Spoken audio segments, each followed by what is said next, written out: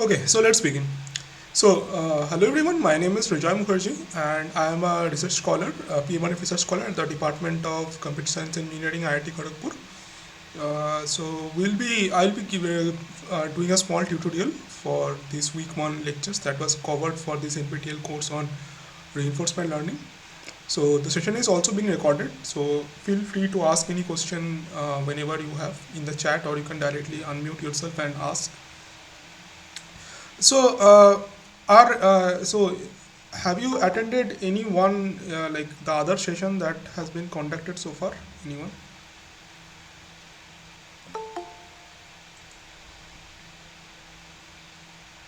So, am I audible, right? Yes, you are. Yeah. So I'm just asking, like, this is the first tutorial class you are attending, right? Anyone has attended any other?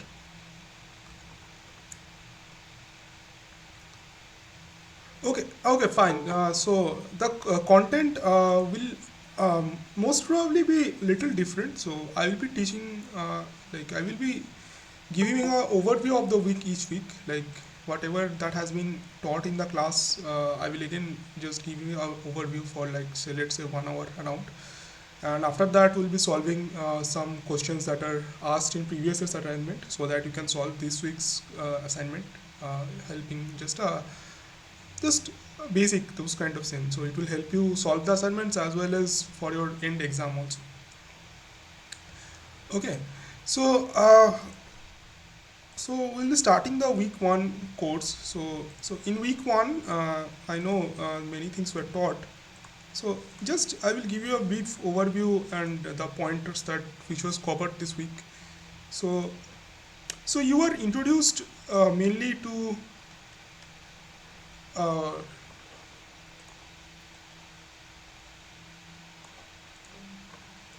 the reinforcement learning basics. So so uh, a very good overview I have seen the lectures, and it was provided on how are you differentiating reinforcement learning from other forms of learning. I think some of you have at least taken a ML course previously, ML or AI course and all. So in most of the cases, you have come across these uh, neural networks, or your decision tree, this kind of stuff, right? So they are in this kind of learning. So basically, they are classified into supervised learning.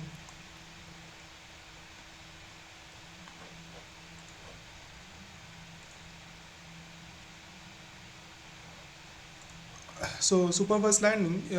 These are classified as supervised learning. Along with that, there are other kind of learning which you have come across. I believe is those clustering algorithms, which are basically unsupervised.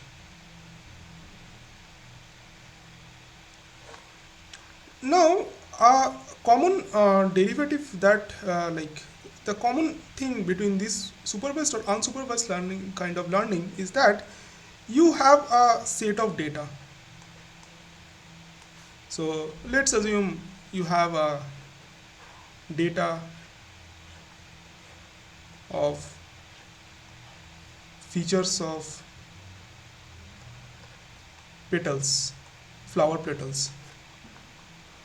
So based on that, you can classify what kind of flower is that, right? So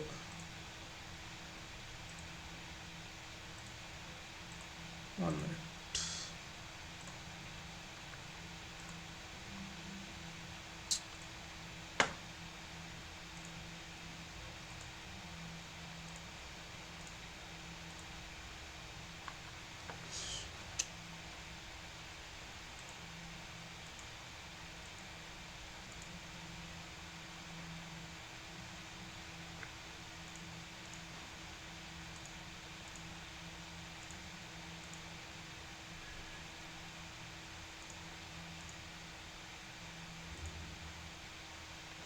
Okay. Yeah. So as I was telling, so any supervised or unsupervised learning has a lot of data, or let's say more specifically, training data, right? So so in case of supervised learning, you have your training data, and each data has some kind of level. Like in case of flower petals, it could be the type of flower. It could be a level. So in supervised learning there is level, in unsupervised learning there is no level. So in one supervised learning, what you try to do is try to categorize the data based on those features, petal size, diameter, those kind of things. You try to distinguish it based on that. So you form some clusters. So these clusters could be uh, belong to different kinds of flowers, right? So those kind of things are there. But when you come to reinforcement learning, you don't have this ample amount of data. You don't have this ample amount of data.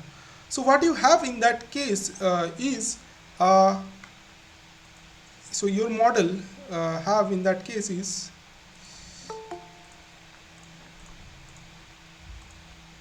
so your model in that case have a black box environment.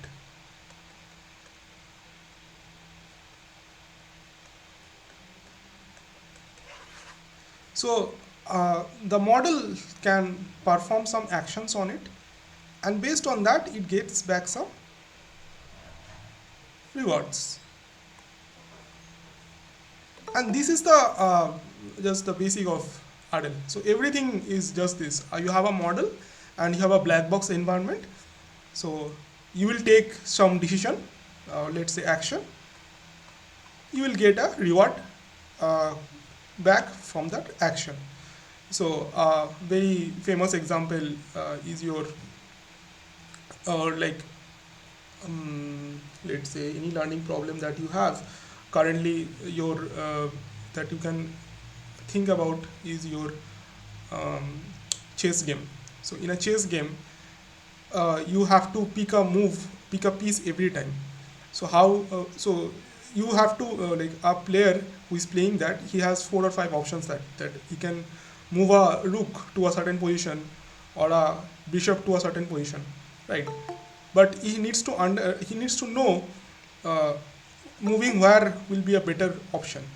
So by playing every time, he can understand that okay, this will be a better move for me than say like a bishop may be a better move for me in this case than a knight. So this is the kind of an action reward system. So it is quite comparative to your game theory kind of things, right? uh, More specifically, in the lectures, these were more specifically and broadly described using those cycle example and all. uh, uh, the main crux of the algorithm that were discussed this week were your bandit problems.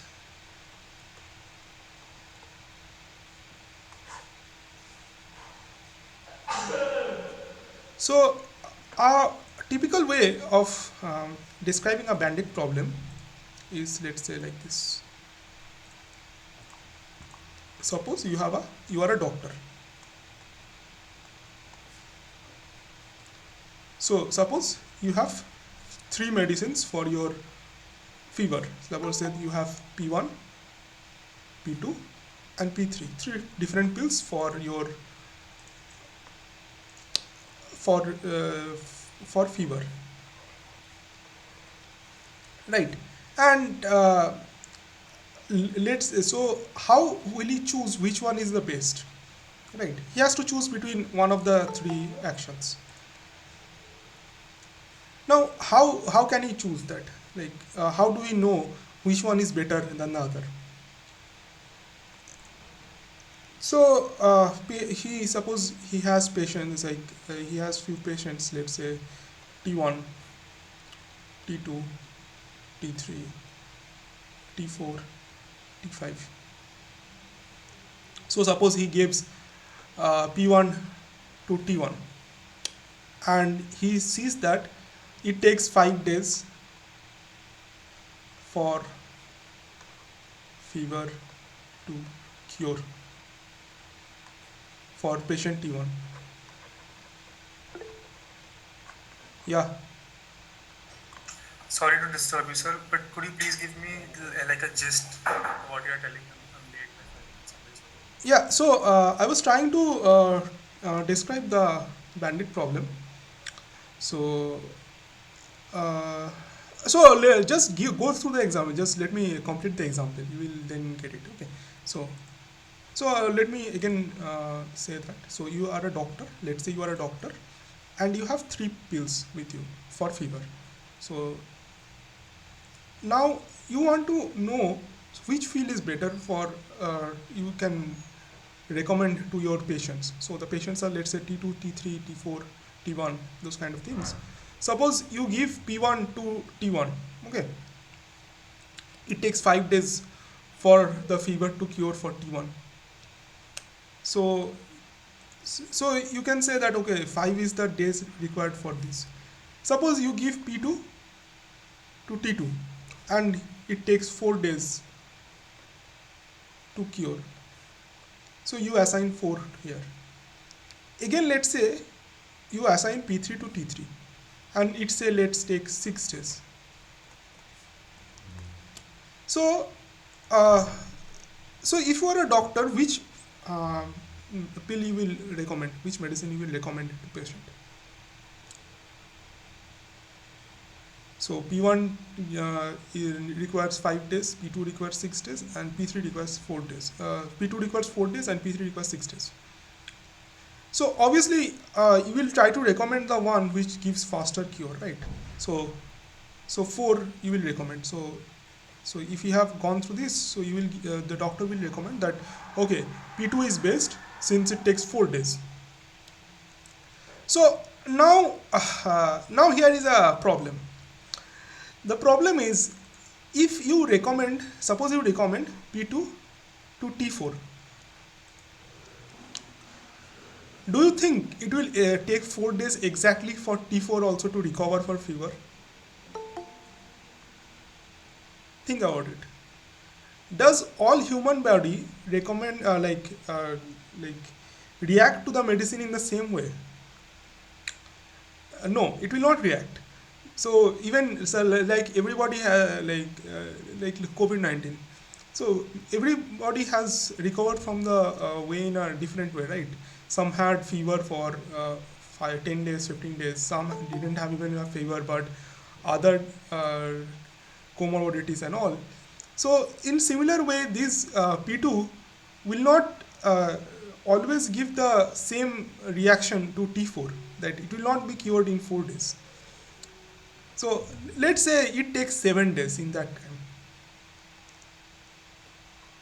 So previously it required 4 days, and now it's 7 days. So a trivial way, doctor will say okay, 7 plus 4 divide by 2. So the mean is, let's say, 5.5. So it will take 5.5 days on an average to cure. Okay. So the next iteration. So suppose you have to give it to T5. What you will choose? In that case, what he will choose? He has now again 3 options, but one takes 5 days, one takes 5.5 days, another takes 6 days. So they again, the best option in that case will be P1, because P1 takes less amount of time. So that is the main crux of your reinforcement learning problem. So that every time you have to choose the optimal option, but optimal you don't know, because you don't have a lot of training data. What you have is an environment with which you can test. So the patient in this case, this is your environment.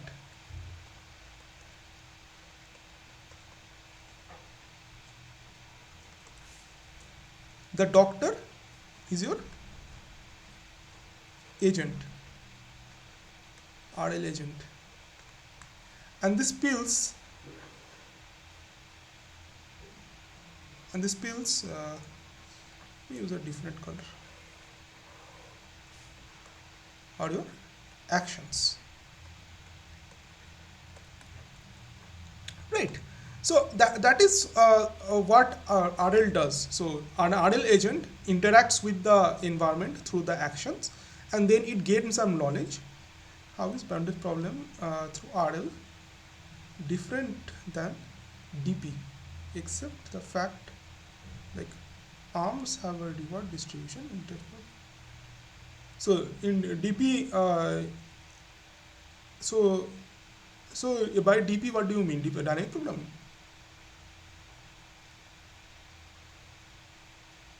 Yeah, so we will come back to dynamic programming someday, like when week 4, I guess, have dynamic programming. So you ask me, then I will respond to that. So today, let's keep it to bandit problems only. Yeah, we will solve those RL problems using DP also. We will use Markov's MDPs also on those kind of things. But today, let's stick to uh, this bandit problems only, small step at a time. Okay, so so what do you see that there's so you know so this is your reward. So these 4, 5, and 6 are your reward. So these are your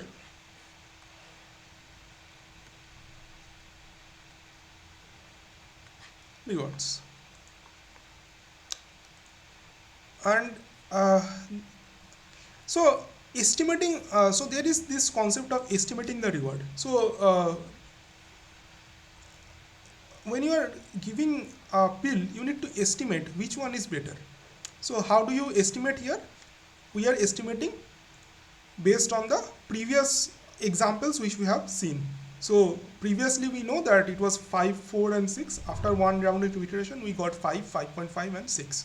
So that's why you are updating your knowledge, or the knowledge you have of the about the reward. So at a time you always have to estimate the reward. So if I give this action, what will be the what will be the reward I will be getting? So at each step you need to update your reward. So that's what the reward concept comes. Estimation of reward concept comes. Okay.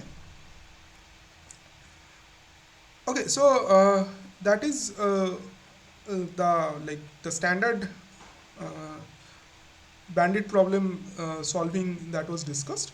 Now I will go a bit a little bit hands on. Okay. So I will be using some codes to show you how this we are solving these bandit problems. So if you have any doubt, you can ask regarding what I have told so far in basic bandit problems or reinforcement learning.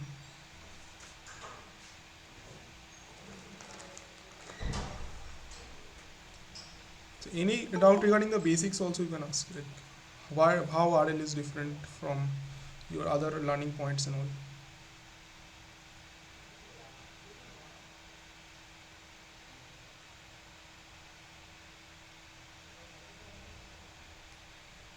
Can NLM's next token production be done in RL fashion? Yes, it happens. So LLMs have this option. So this human feedback RLHF. Yes, RLHF is there.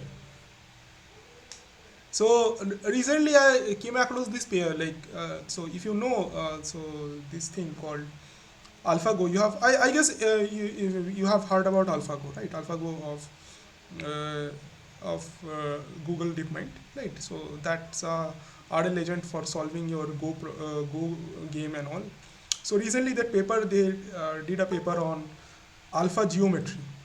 So that alpha geometry was based on this RLHF concept.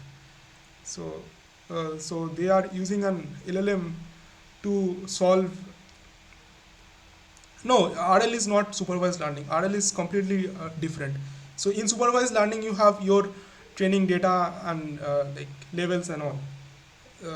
RL, you don't have any data. So you saw here, right? You are interacting with the environment. We don't have any data.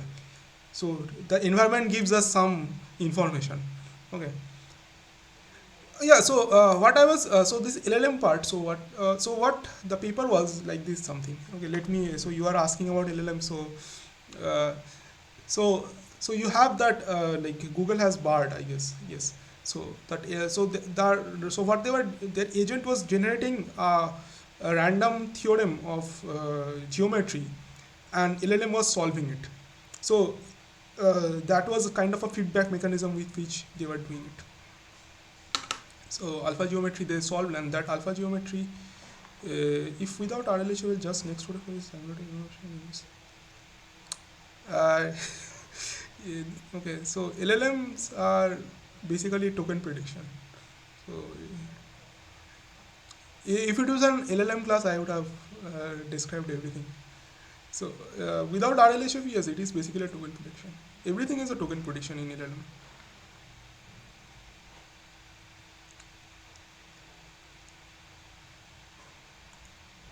Okay, so let's solve, let's discuss in details with code. Is this visible?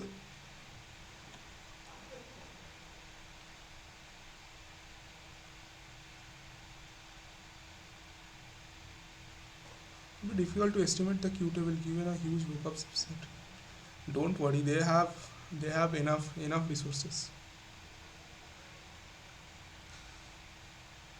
In For us, hardware is a difficult thing, but for Google and all, they don't have difficulties. They have lots of uh,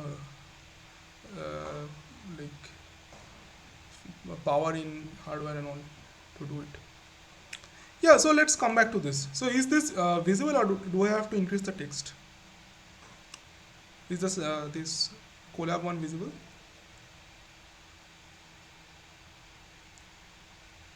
Yeah, okay. So let's start. So this collab notebook what I have prepared, okay, this I have taken from internet and adjusted some values and all.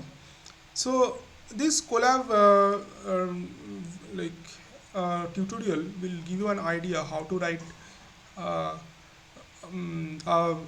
reinforcement, like solve the bandit problem specifically for using code and all. Okay, so using the APIs that are relevant for reinforcement learning. So in the next classes and all, we will be using like solving much more uh, like these programming assignments and all through code and all, so that you can get an idea of the API and all. So I believe understanding it through code is a much better option than just learning code through the book, because through the book you will come across many probabilities and like algebras and all, which will confuse a lot, a little bit more. Okay, so this notebook is for to be designed with Suter and Bartow book. So you can obviously please read the book. The book is a very it is a very nice book and quite like beginner level kind of book. It is not very confusing at all. So first we load all the libraries. So we will be using NumPy and Matplotlib. Also, we'll be using this Gym. Gym is an open API's API kind of thing, you can say, which is a very standardized package for very standardized purchase for reinforcement learning. So previously there was nothing as standardized and all, but this is a very standardized version where you can create any reinforcement learning agent and all using this. You can write your own.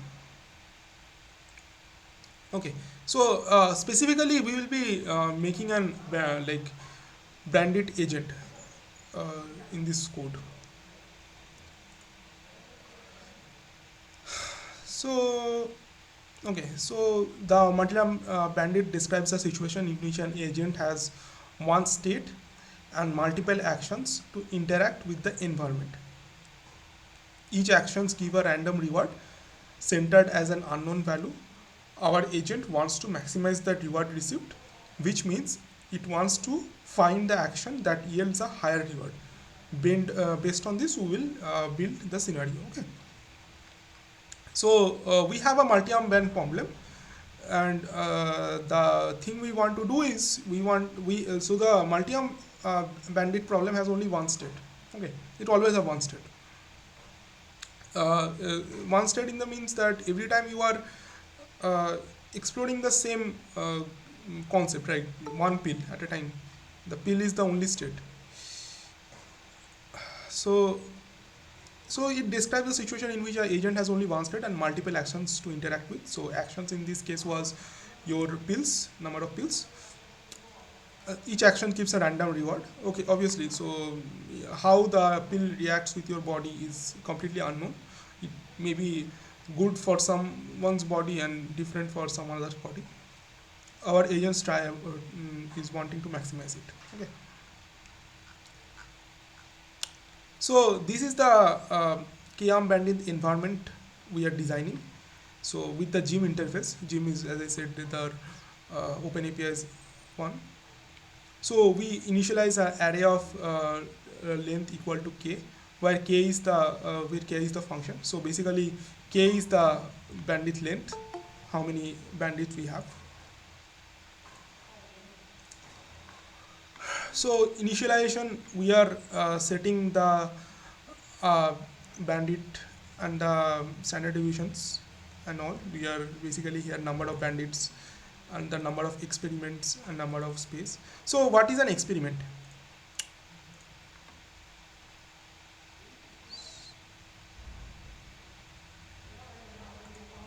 Yeah. So what is an experiment? So when you are going one round, is one experiment. You can think about that. So one round of this simulation is one experiment.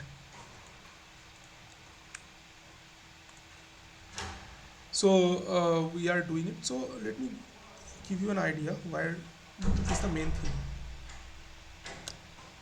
So this is step. So what is a step?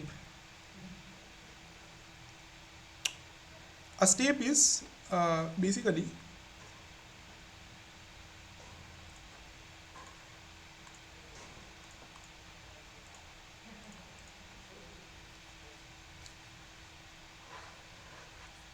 this one unit of movement is one step. Okay, so one round you choose an action, one step, then again you do it, another step. So what you are doing is we are sampling the mean and the standard deviation, and then we randomly select a reward, and that is our reward. Okay, now let's come to this.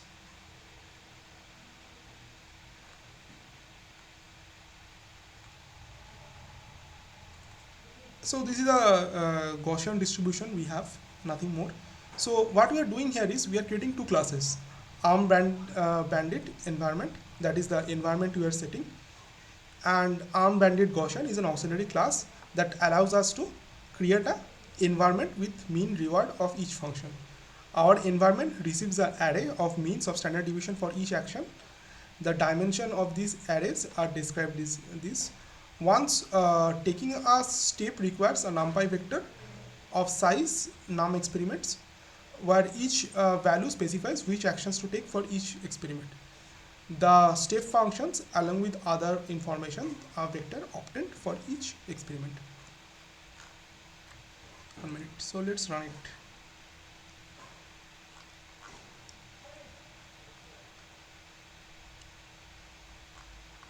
Let's run it.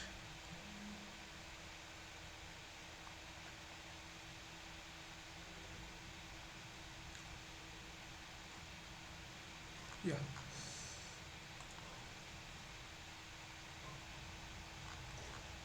Yeah.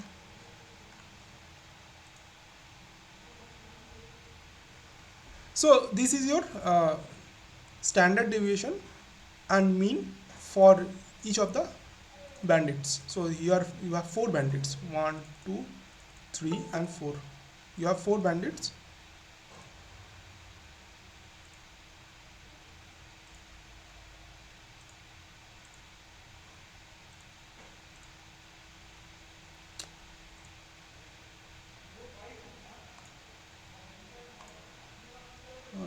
Yeah. So you have four bandits, one, two, three, four, and five. So they have, these are their means and the standard deviation for each of the bandits, and we create a environment for this bandit. Now, for each environment, we put an action. Action is basically your each bandit sending. If you want to know what is the action, action in this case is basically your 0, 1, 2, 3, 4. So let me draw it.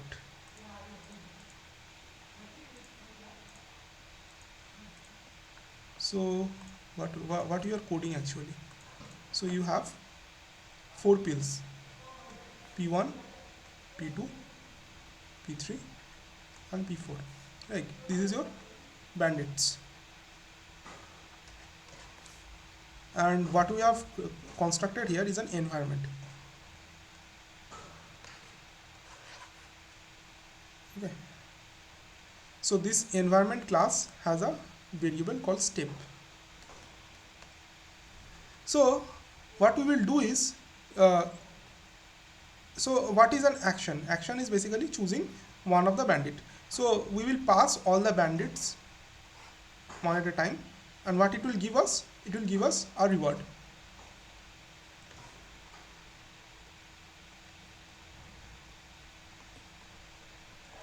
Now also note, all of this bandit has a mean reward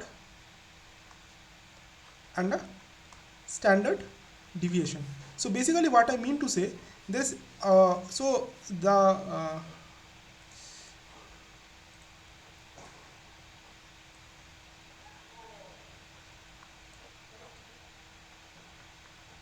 what I mean to say is this. So here is your environment and here is your step function. So the action of P1, P2, P3 and P4 has some kind of standard, some kind of distribution. So this one is a probability distribution, some kind of distribution.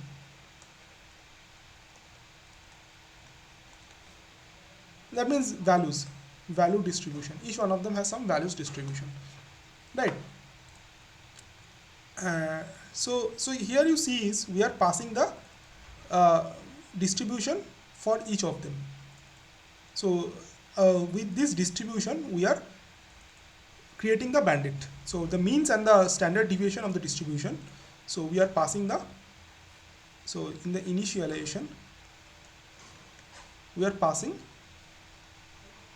the mean and the standard deviation of this distribution.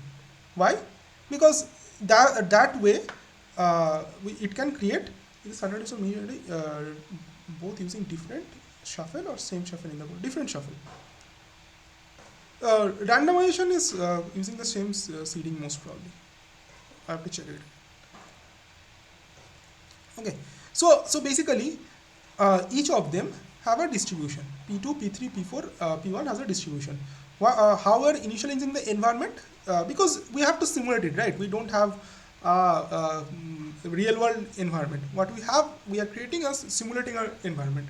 So for the simulation, we need to initialize our like in just think about a real world. In a real world, you don't know how what the environment will how the environment will react.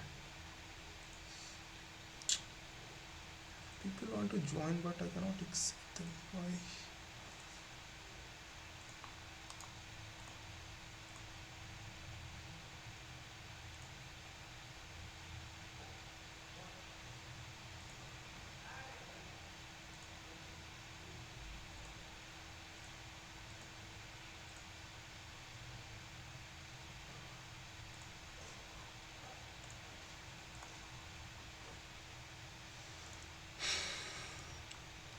Yeah, so you have so what I was trying to say this in this case, what the environment is, we are trying to simulate an environment. We don't know what the real environment is.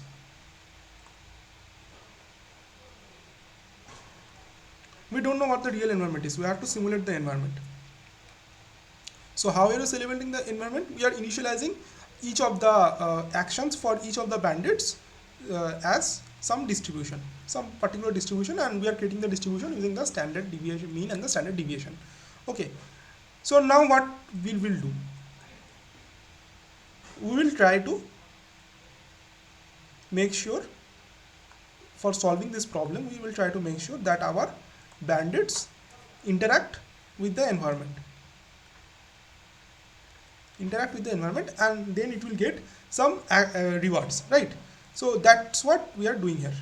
So this is how we are initializing our environment using means and standard deviation. And you see, we are sending the action into the step, into the environment of the step. So here is our step function. Here it gets the action. So in each case we are getting one bandit, and we are from the sample means and the sample standard deviation, we are getting a reward. So this is the thing that is calculating the reward. Okay, you don't have to think much more about it. So you just notice how we are calculating the reward.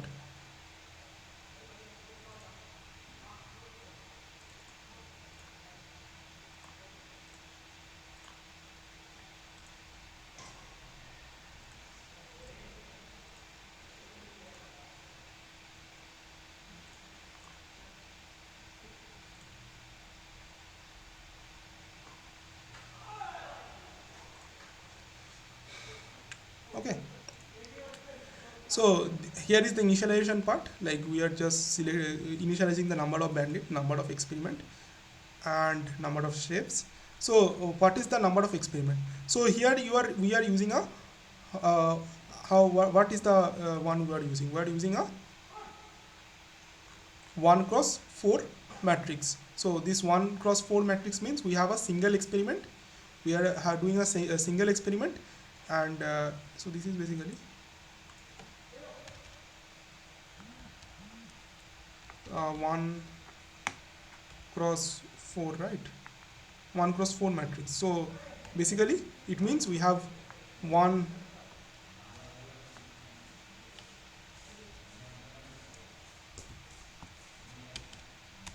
one experiment, 4 arm bandit, right? So let's run it, and you will get the initial rewards for each of the bandit. So we have got negative, and 0 and 1 we have got 5 and 1. Okay, so that is the initial rewards we are getting. Okay, so that is how we are generating the environment, and this is basically a Gaussian environment, nothing more.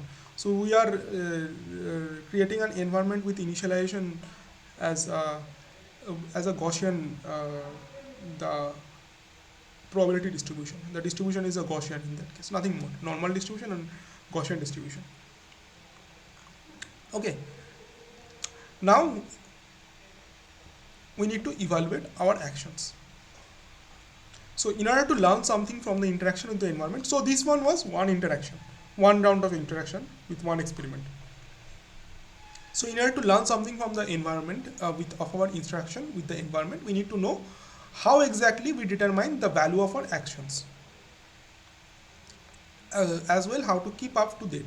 So one more time, let's come to this diagram. So so initially we give P1 to T1, P2 to T2, and P3 to T3. So we got our initial rewards back, 5, 4, and 6. Okay, now again we will perform an experiment, and we'll again update the value, right? We have to just continuously give the data to it. We get the reward, and we update our estimation. So this part is the next we will focus. So for example, the next list of rewards to calculate the expected return are this. So these are the rewards we are getting. So what will be the expectation? So as we have seen, we are basically doing a average. So exactly we are doing the same here.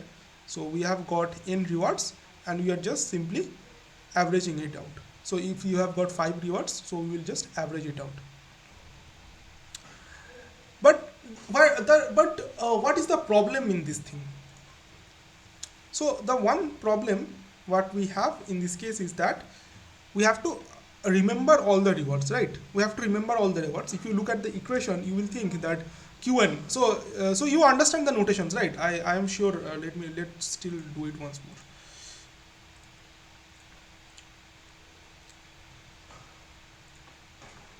So what does Q star A mean? What does Q star A mean? Anyone?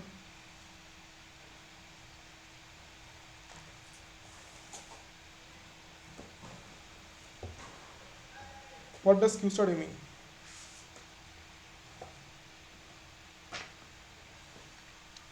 So Q star A is your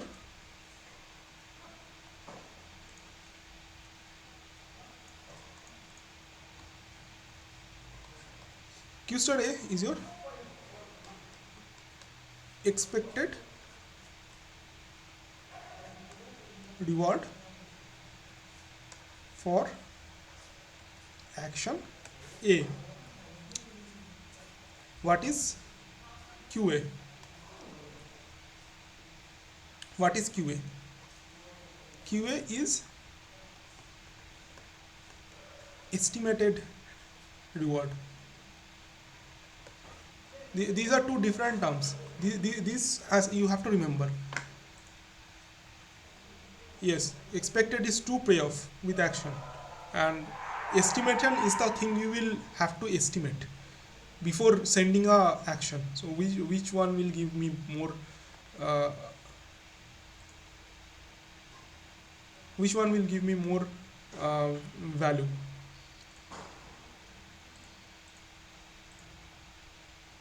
Okay. So this is a very important thing, and another is QTA. So it is basically estimated reward at time t. So you want so suppose you have done n minus 1 experiments. What is experiment? Just sending one round at a time. So this one is your experiment, one experiment. Suppose you have done n minus 1 such experiments. So you will get n minus 1 such rewards, right? So that's how you what you will do. You will get the rewards and you will average it out. So that's how you will get the nth reward. That's what and that is your estimation for time n minus 1, n plus 1, right? For n you will get the reward and that is your estimation for n minus 1. So if you see if you go on like this, that means R1, R2, R3 you all have to store all of them, right? But what you can do is in a very smart way, what you can do is just store only the last estimation and do it. So one way to do is if we solve it out, you can say if you just clean this stuff out, what you will get is instead of storing in this way, what you can do is you can rewrite Qn as like this. Qn is equals to Qn minus 1 plus n plus 1 by n divided by Rn minus Qn minus 1. So one thing I will say that you can check the derivation in the book. In the book it is the derivation is given. But this is the derivation, the final estimate you will get. Okay. So if you have this 5, so you have the fifth one. So for Q6 you will just update it. So you know Q5 plus 1 and this is the reward you get and you update it and you will get the estimation for the action in Q6. So here is a small code to demonstrate this. So this thing is called incremental average update rule. So Previously, so this one was your average, and this is your incremental average update rule. So you are incrementally updating. So you have the previous knowledge of estimation. Now you are updating it with the current record. So this is a kind of estimation you are doing. Yeah, this video will be recorded, and you will also get the notebooks also. Don't worry.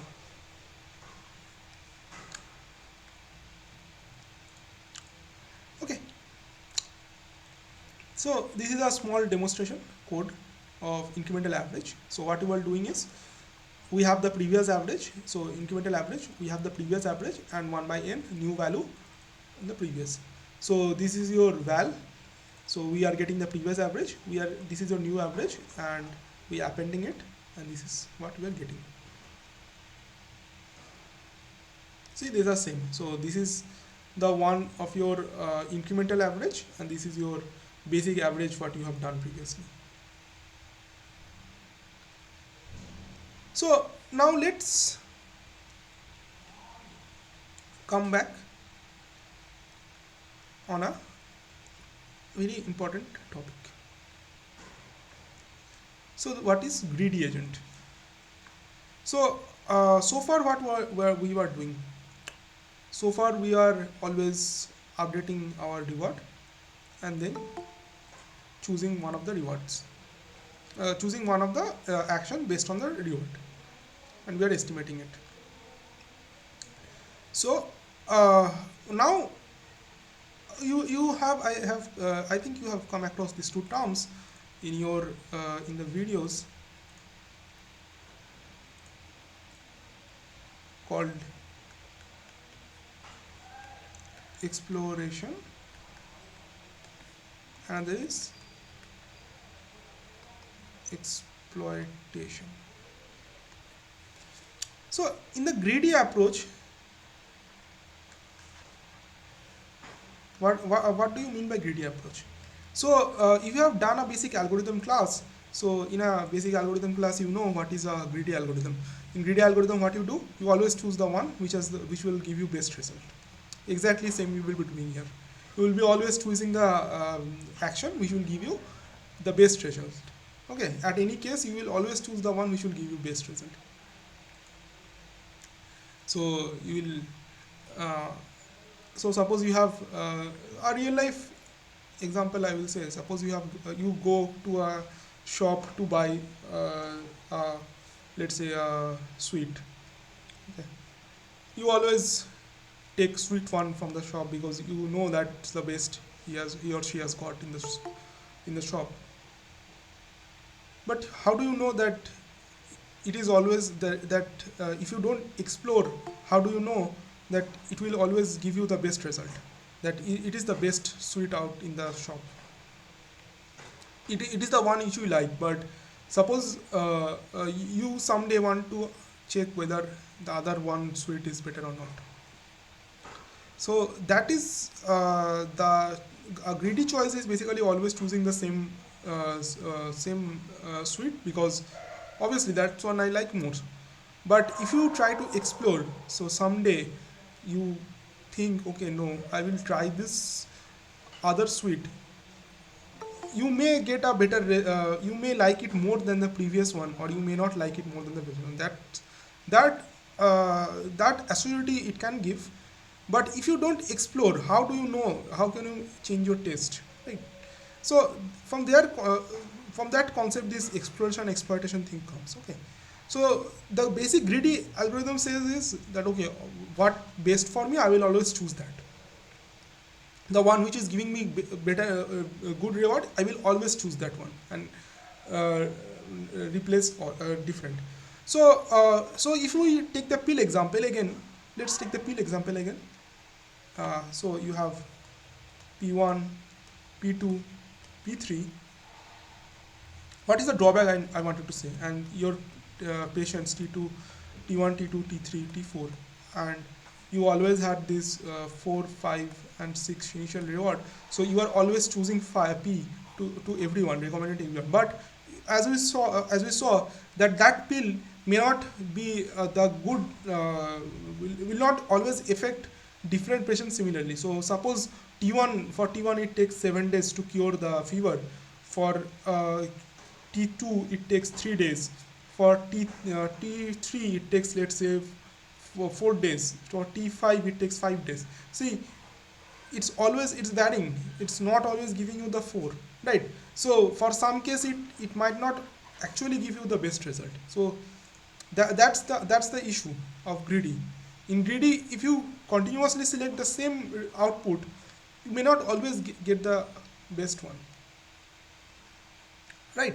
So that is one of the drawback of greedy. So let's come back to the code and see how we are doing the greedy one. So in greedy, what we are seeing, so if you have to write the greedy, so argmax,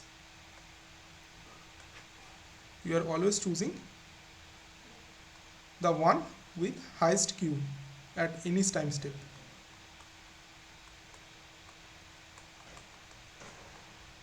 One with the highest q, you are always choosing that. Okay, so this is your argmax which we'll use. So the strategy is focused on choosing the best known action at that time. Every time the agent takes an action, it looks at the estimated value for each action and chooses the one that has greater score. So that says you all about greedy, that it always chooses the one with the greater score. If more than two values look best, then the agent selects arbitrarily among those best values. This is called breaking arbitrarily. That's last one, and this is your code. Okay, so we are choosing the one with the highest value. So this one calculates this argmax using numpy. We are writing the one which is the highest value. Okay, so we run the code. Now this is our greedy agent. So our greedy agent, just like our previous one, it takes the reward estimate and the bandit and all, like that same concept, and we update the estimate at each count. Okay, so let's run that greedy agent. So action is basically selecting the one with the highest reward. Now let's test that agent. Okay, so the greedy agent contains a matrix of estimates as well as the number of times each action has been taken. This is necessarily for incremental update rule. So update estimate. So this is your update rule. This is your update rule. You see, you are updating one step at a time, 1 by n into n.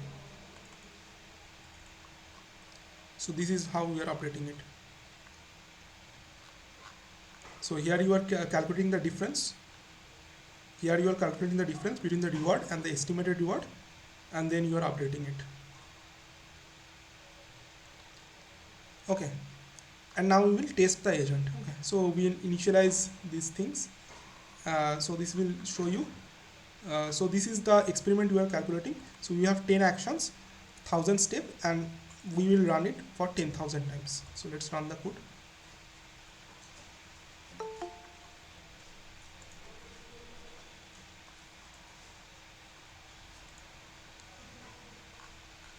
Okay, so this code gave us this lovely graph. So this is the best possible. So if you look at this in this graph, there are three parts.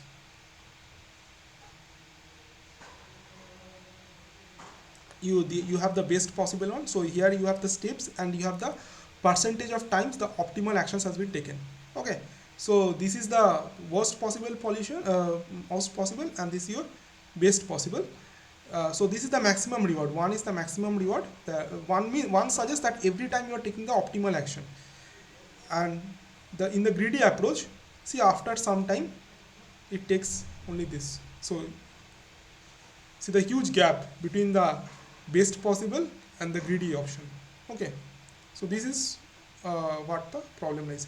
So what did we do here? So what is the code here? So this is the agent. We have now coded an agent. Okay, so previously we coded the environment and now we coded the agent. So in agent we are selecting the action based on the reward estimates, the one with the highest we are always choosing, and here is the update estimate cost, that is the incremental update. This is your incremental update. Okay. So any doubt so far regarding greedy and any part of the code you would want to know? This is a very good graph to show that uh, why greedy is not good. So see the difference between the best possible and the greedy. So any doubt you can ask. Anyone can ask any doubt if you have so far.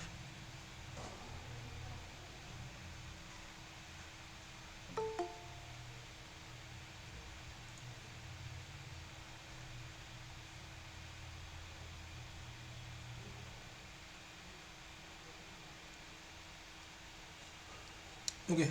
So let's go to the next part of the code. So now epsilon greedy agent. So what is the epsilon greedy agent? So if you are choosing greedy, we are only doing exploitation. We are only always choosing the best one. But sometimes we want to explore also. Just randomly choose a pill and let's see what happens there. So so let's epsilon times we choose the greedy approach, and 1 minus epsilon times we explore, or the vice versa.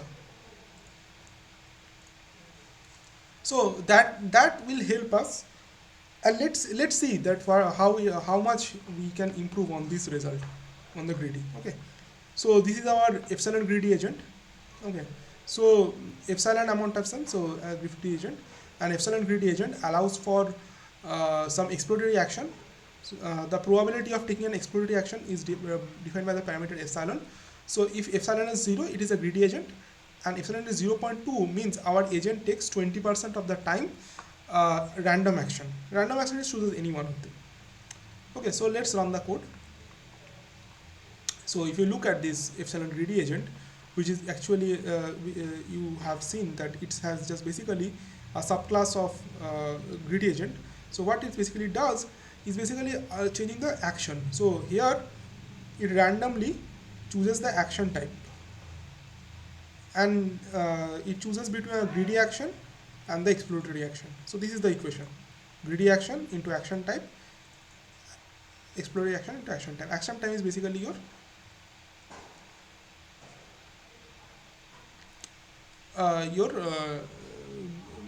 the epsilon. Here is your epsilon. So it defines the action time. So now we will test the agent. Okay, that's previously we will test the agent and we will check. So this is your experiment running. Okay, we will run the experiment now. So same experiment, 10,000 steps, and epsilon is 0.1. Now see how much we have gained. So previously, thus the greedy was giving us this number of optimal action taken. Now see 0.1 epsilon has given us much more optimal actions. See the difference with only 0.1 epsilon. Yeah, should we explore freely? We can explore the current greedy optimally to 1 minute. Oh, I haven't shared this. Oh, sorry. Yeah, I will again repeat 1 minute.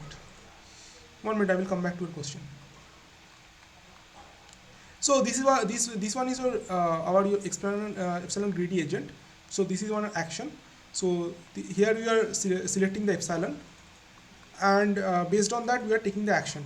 Okay, so epsilon times we are taking the greedy action, and 1 minus epsilon time we are taking the exploratory action. That any random bandit we are selecting. See, it is a random entity, we are selecting a bandit.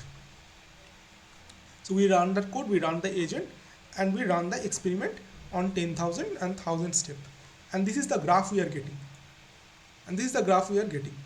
So if you are just using a greedy, so this is the graph we are actually grading. But now with 0. Like 0.1 epsilon means 10% of the times uh, it was exploring, you see what much better graph we are getting in terms of optimal action taken. So it shows that epsilon greedy, but then like your greedy is not optimal. You need some amount of exploration. Always exploiting is not good. Okay, Moti Gupta's question is: should we explore freely, i.e., we can explore the greedy optimal too, or we avoid the current greedy optimal during exploration? Yeah, I mean, explore freely. I mean, just you see this graph. So if you explore a little bit, like 10% of the time you are exploring, you see what how much better result you are getting. But I will come back to you, like how much you should explore and how much you should exploit. Like how much time you are using greedy and how much time you will do a exploration. So that part will also come now. So any doubt regarding this exploration and exploitation concept?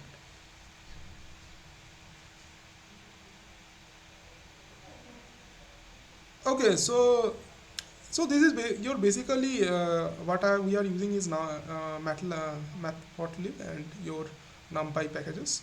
Other than that, we are using OpenAPI's gym package, so that so it gives us the environment, like a basic structure to design our agents and environment. So that is what state of the art APIs you have for reinforcement learning. Okay, I will provide you this notebook in the class. Yeah, I will submit it. I will give it to you.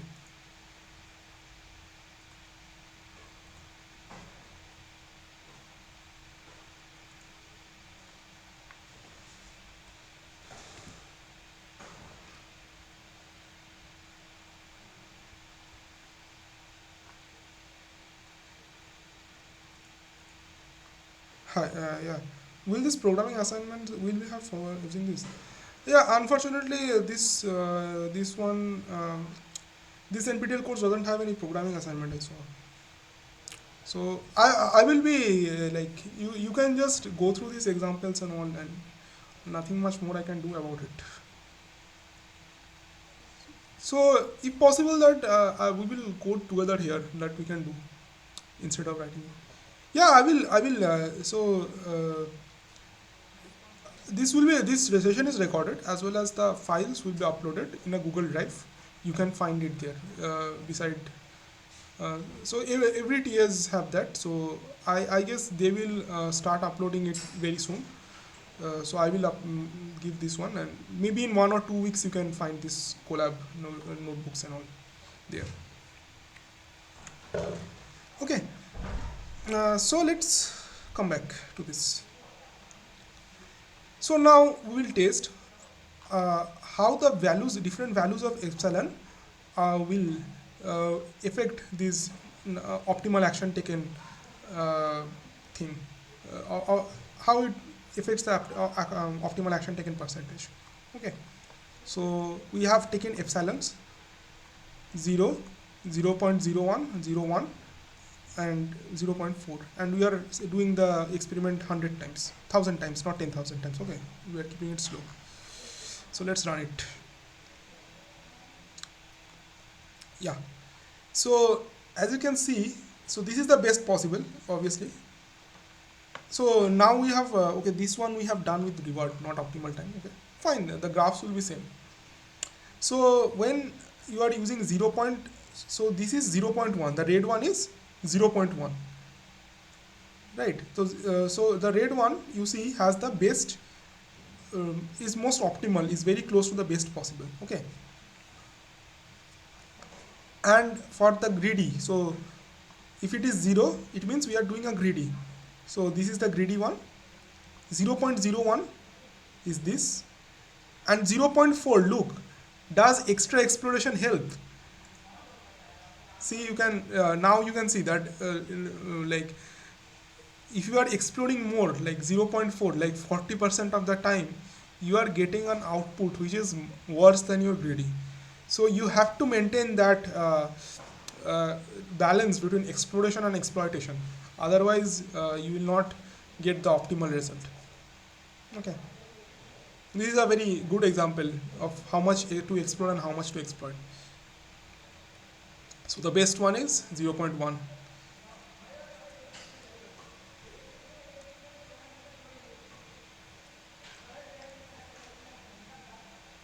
Ha, 0.01 is there though.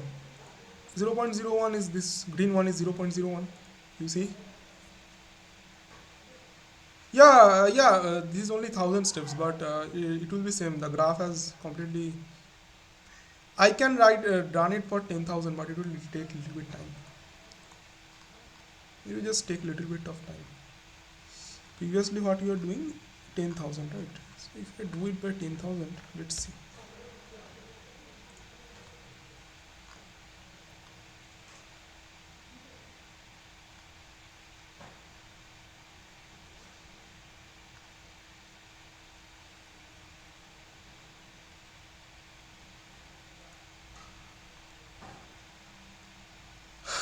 But say 10,000 steps only. Steps doesn't matter. If you increase more that it, the time.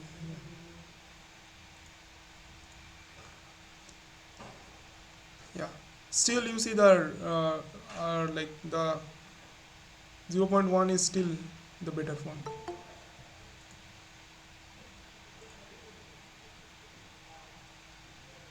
So if there is an inherent bias to the data, is 0.1 usually good, or the hyperparameter tuning in harder to. I mean, what data you have?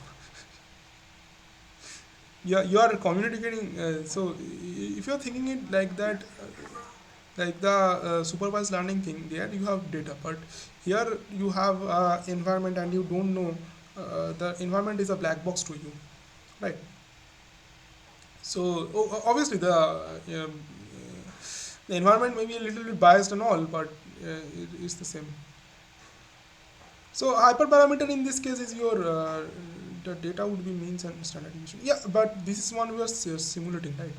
So you can use a different distribution, like here you are using a Gaussian distribution. You can use a different distribution, but I guess the data will be the output the same. Is it possible if we perform sign count of decay to prioritize exploitation? What time? We'll come back to decay. We'll come back to decay. So what is basically decay? So in decay, you are basically saying that the older values which have older rewards, you can just ignore and one take the one which is closest to you.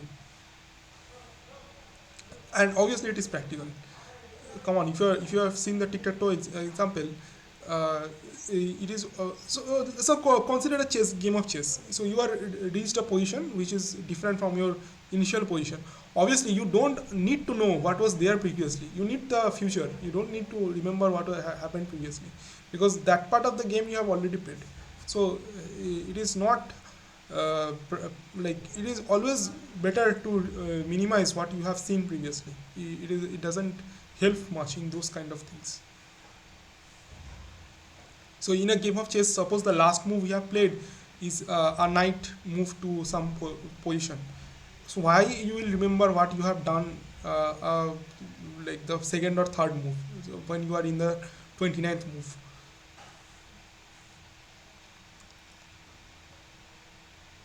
Okay, so now let's come back to suppose when you are considering KM and problem setting, is it even required to have exploration when we have deterministic expected period of default? If we formalize a scenario, because out of n atoms we explore k times, hence it gets tricky setting up a constant for epsilon.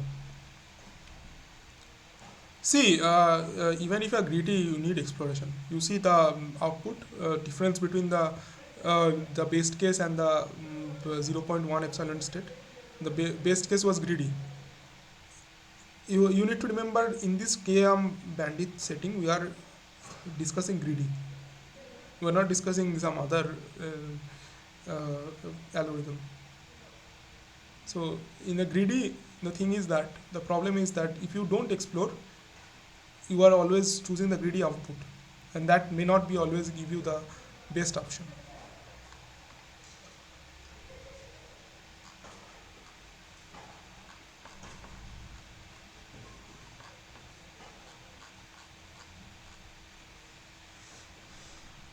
How about 0.01? Because 1000 steps only. If you increase that time, it will be more than zero. You can do the experiment.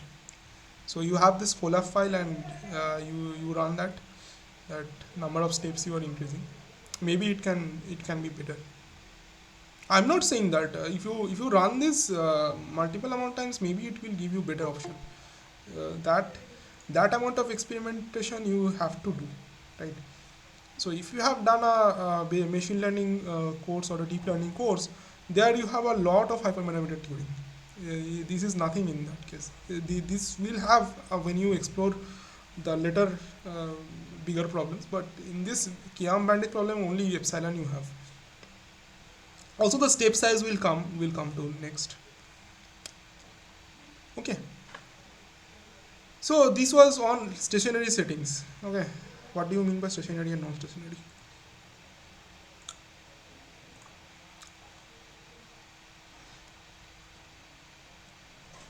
So we are again do the same. We will just let me introduce run this part of the code initialization for non-stationary.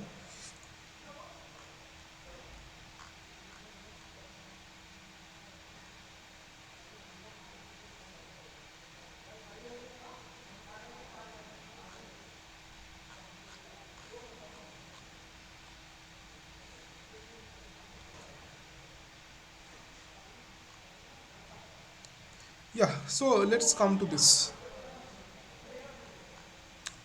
So the scenario for this section is you have a multi-arm environment presented on previous section. Here we are going to implement a way in which the underlying mechanics of the environment are non-static. Particularly, we are, we are interested in changing the expected value for each action at every interaction. The change is small and smooth, and our agent can still consider the previous experience meaningfully for previous future decision making. So let's reward the this is the your environment, so let's do it again. Start it. So the environment has only one change. After an interaction, let's add a little bit of noise to the environment's mean or true value. So this is only the non-stationary part we are adding. Okay, nothing more. So in stationary, what was the thing we are doing? We are maintaining the number of steps which you have gone so far. But suppose we are doing it infinite time, like a non numerical type of, like, you don't have to remember that what you have previously explored and all. You are just increasing every time the tape. That can be a problem. So that is a non-stationary environment you are talking about. So we have again, so this code is very self-explanatory. So the same thing we have done: mean, standard deviation, normalization, etc. And here is only the non-stationary modification, that after every interaction we will be adding a little bit of noise to the environment's mean and true value, nothing more.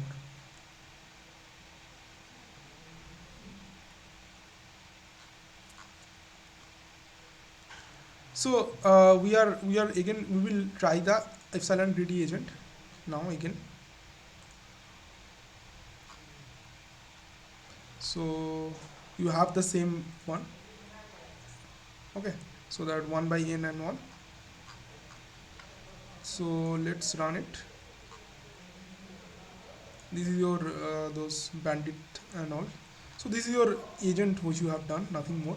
So the agent code is same. So basically here we have just added a noise, nothing more, to the relation to the environment, because we are trying a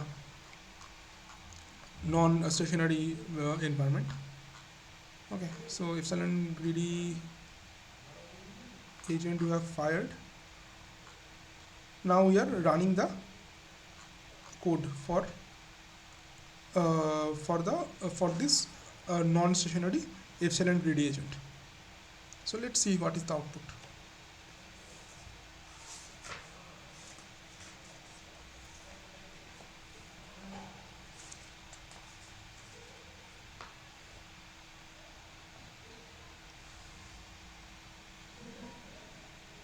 So the main crux of your non-stationary object is basically the reward doesn't change over time. So here you are always getting the same sort of result, but here you are adding a basically a little bit of noise.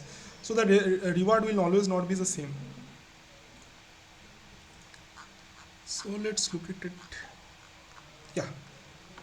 So this is your, this is the best one, this is the worst one, and this is your greedy at this case. So in non-stationary, because the reward which you are there, it changes over time. It is not stationary. Previously it was the same standard deviation and mean you are getting, but here it is not the same. So your epsilon greedy is giving you this this output. So what is the epsilon thing you have taken here?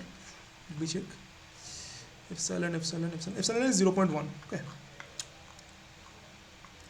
Now this is your general update rule. Okay, so this one was your previously it was a stationary object. So now this was your previous incremental update rule. Now if you look at this, this is basically your comparatively to your gradient descent. So you are just updating it. Now let's change this. Instead of this having this fixed step size of 1 by n, what we will do is we will use a normal step size alpha, which is predetermined. We will determine it. So in case of incremental update, the step size is defined as 1 by n, which tends to 0 as n gets larger. Okay. Now the n, we are removing this constant and we are putting a constant out there. So this explains why a long sequence of experience, the agent becomes slow and doesn't react to the changes in the environment. So when we have this, what happens is that, so if the environment changes, there is no there is a change in the environment, the agent does not react to it. So that is one of the problem. So we could express the rule in a more fashion like this. So where alpha is your step size. Okay. So we have updated the calculation of reward estimation using instead of using a fixed 1 by n, we have used a step size. What is the step size? Step size will have a different function for the step size. Okay, so let's fire this greedy agent, and now we will fire this epsilon greedy agent here. 1 minute, let me check what we are getting. So it is a, here the step size we have kept as 0.1. Okay. So this alpha is 0.1. So let's run it.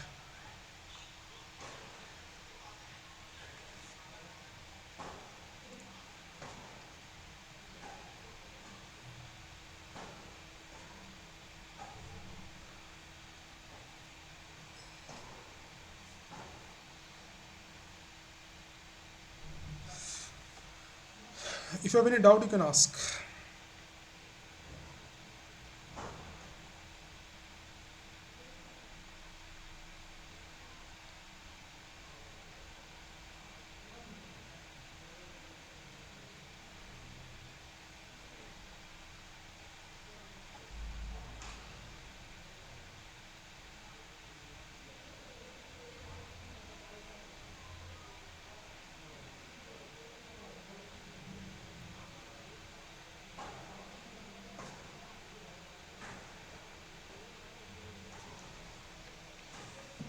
Yeah. So let's look at it now. So this is your previously epsilon greedy, and this is now when you have added a step size. You see, we are now much closer to the optimal value even after using a non-stationary or like environment. Even so, even a non-stationary environment, alpha greedy was giving this epsilon greedy. Now the epsilon greedy is giving us this output. Okay, so that means step size matters. So when we are giving up you a step size, it helps.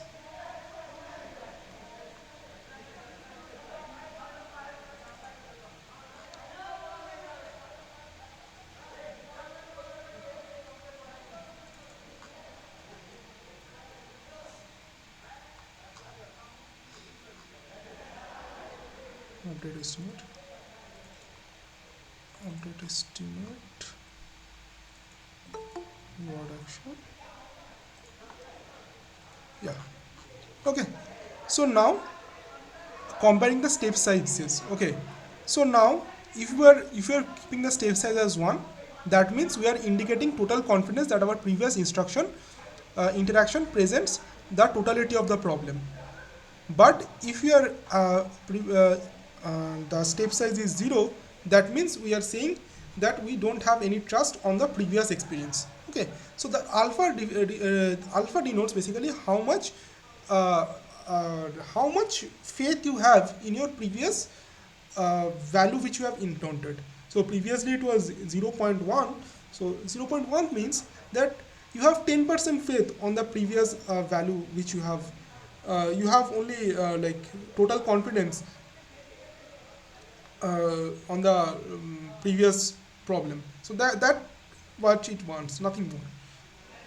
So if you are giving this as 1, sorry. So if you are giving this as 1, that means you are have total confidence on the previous update.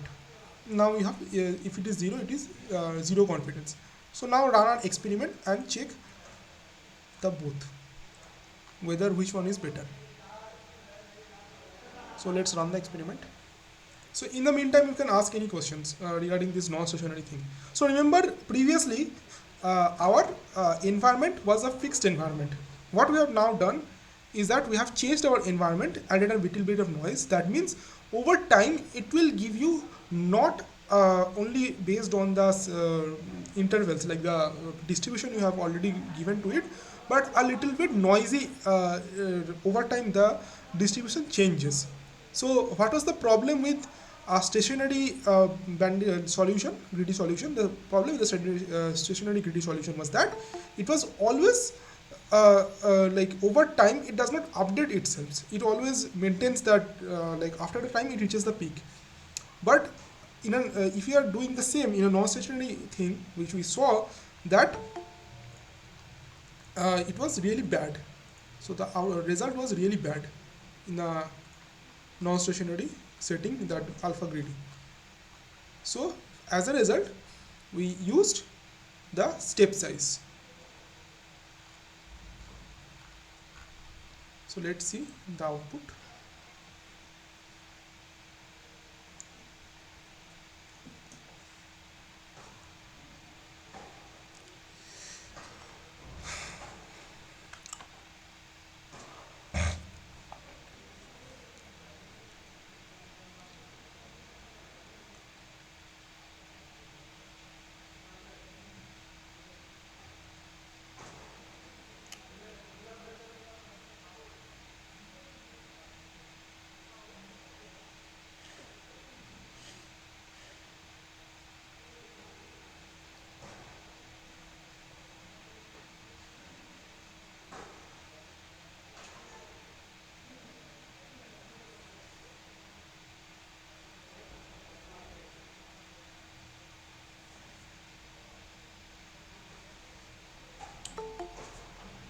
It will just little bit take a time. It is a little bit four plots are there most probably.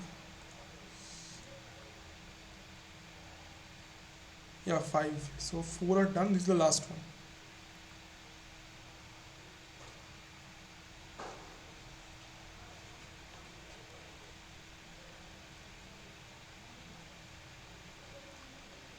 Yeah.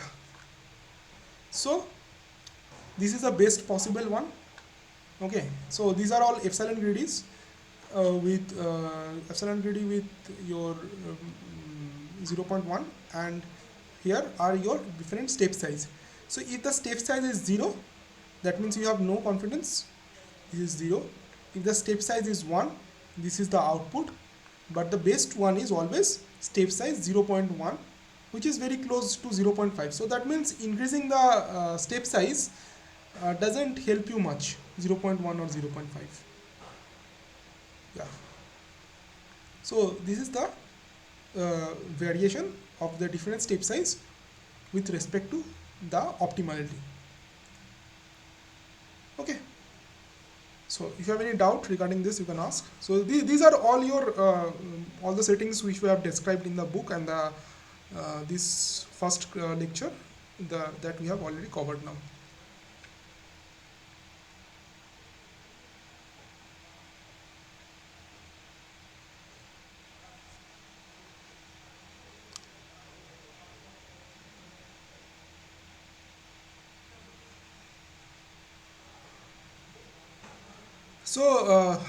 So the programming part what we saw today was that how to create a environment and how to create an agent. Okay, so for creating an environment, we're using that OpenAPI's gym structure to do it. So I will share the code uh, this collab file notebook. So you can just upload it on the collab and just run it, and you can check out the code how it is written and all. It is not much tough. Uh, Once you get hang of it, you can write it. So that will be the programming part of today's one. So if you have any doubt, you can ask, or where to find the uploaded notebook. Yeah. So I have seen that it has still not been given, but you will see a like uh, in the below the in the NPTEL site, you will be given a option to check the live sessions recording, and as well as the live sessions all the materials you will find there. So they will upload it in 1 or 2 weeks. I will upload it today, but they will reflect it in the website in 1 or 2 days, 1 or 2 weeks most probably. Okay. Okay. So let's solve the questions for this week. So let's come back to this. Okay. So these are MCQ questions mostly, but still let's solve it one by one. Okay. Is it visible, or from next week? Well, then I will increase the font size again. If it is visible, then fine. Then I will not. So this is the font size I will keep. So every time I get this confusion, what is the font size to be taken? So which of the following is not a useful way to approach the standard multi-arm bandit problem with n arms? Suppose assume bands are stationary. Suppose it is a stationary band.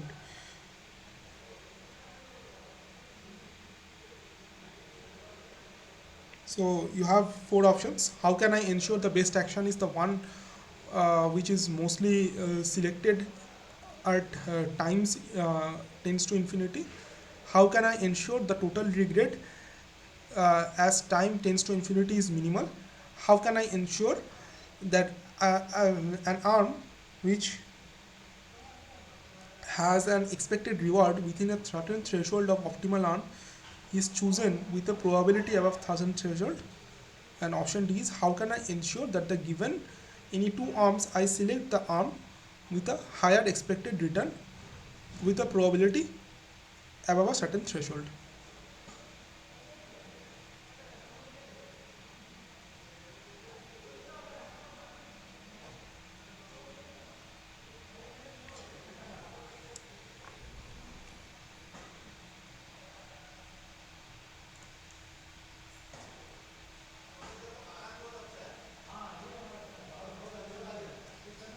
So so let's check all the options one by one. So what is this problem? What does this problem mean?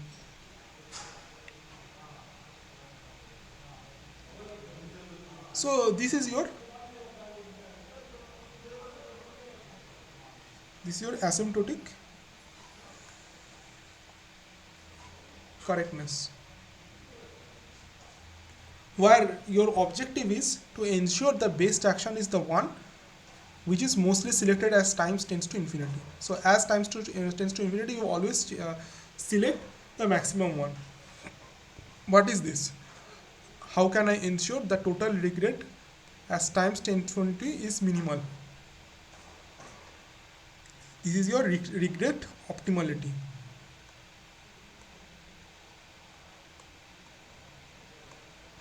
By the way, so if you have been given this graph, let's say this graph only. So if you are given this graph, what is the regret? How can you calculate the regret if you are given this graph?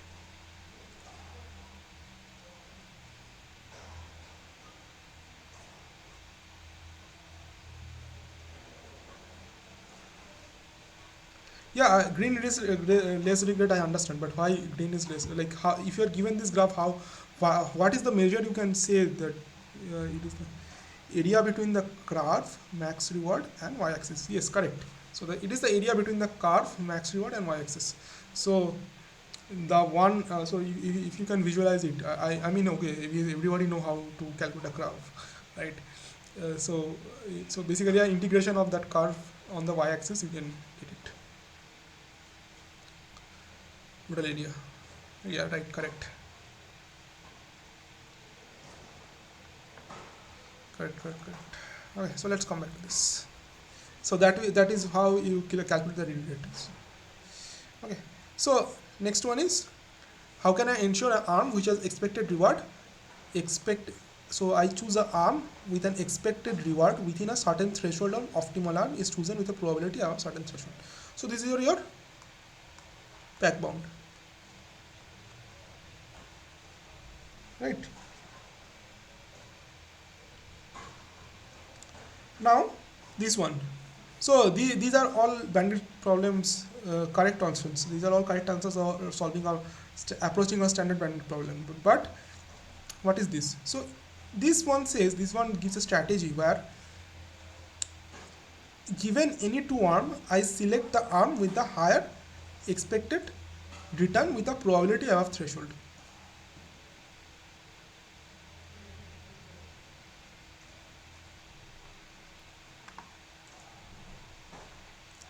So this means that uh, there are k. Suppose there are n arms. Okay, there are n arms. So we will choose any two arms at a time and select the one with the probability above threshold, with higher expected probability above a threshold. That is not correct. So why we will choose two arms which are not optimal at every time? That will not give you the correct option, right? So every time, suppose you have 10 arms, and let's say the best arms are number 6 and number 8, number 10. Suppose these are the one. So why will always choose the less optimal ones, say 1 or 2, which are less optimal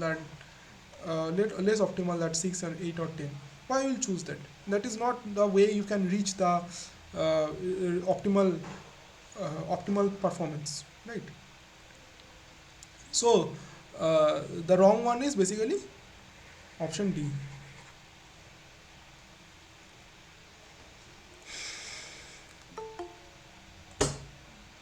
Okay, so let's go to the next one. So the decay of weightage uh, given to a past reward in a computation of Q function in stationary and non-stationary update in a multi-banded problem is. So the decay rate of weightage given to a uh, weightage given to a past reward in the computation of Q function in a stationary and non-stationary update is. So what is the step size you have in non-stationary update? Stationary update 1 by n, right?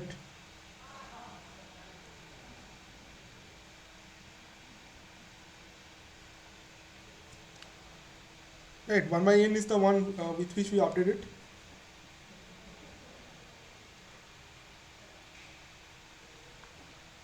So if we plot it, what graph we will get? 1 by n.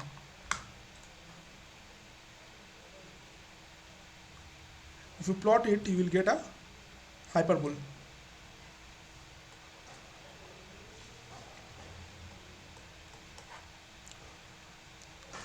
But the one in the non-stationary status, how you are updating alpha into 1 minus alpha. So if I write it correctly, it will be like this: q1 q1. So this one is the formula. I don't remember. Let me write it down still.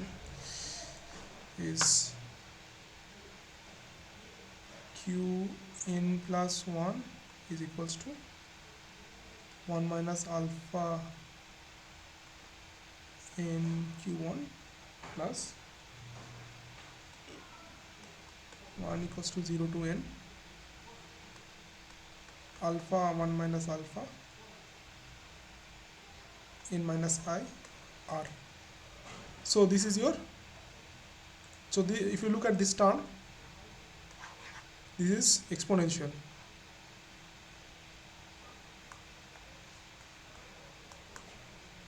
So update in this case is exponential. So the correct answer is 2C, hyperbolic and exponential.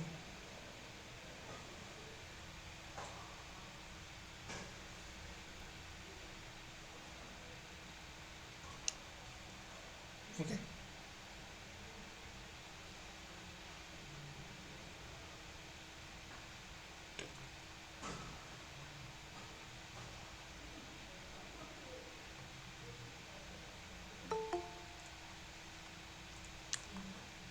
Okay, so let's go to the next one.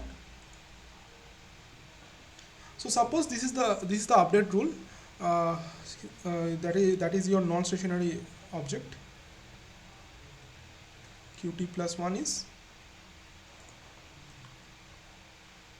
qat plus alpha rt minus qta. So select the value of alpha that we would prefer to estimate q in a non-stationary bandit. Which one will give you a better option? So let's start with this one.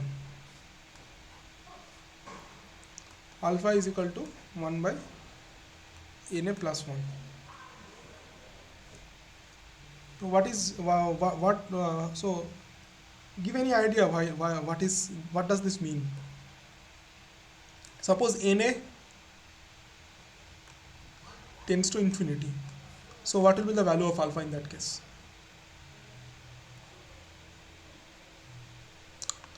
What will the value of alpha in that case?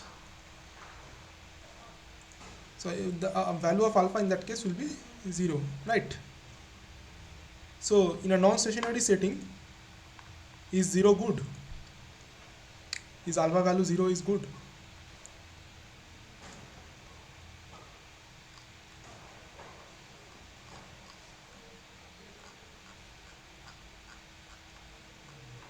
Is alpha value 0 good?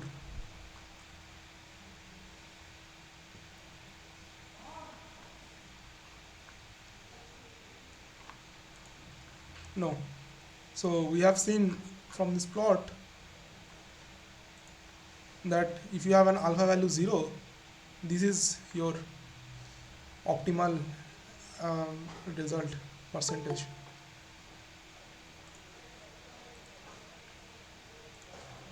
Right. So this one, no.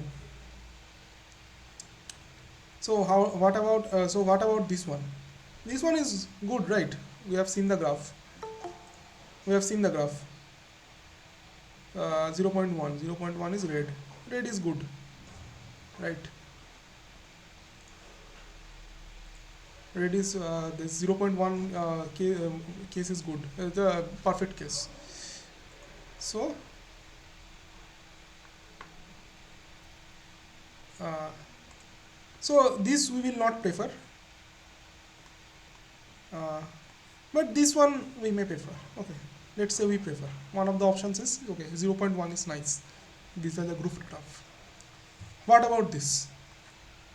Alpha is equal to na plus 1. So alpha is equal to na plus 1 means as na tends to infinity, alpha value will also tend to infinity, right? Right. So is alpha value good? So this alpha value is good? No, obviously no, because with alpha value 1 only we are getting bad result. How much bad result you will get with alpha value infinity, right?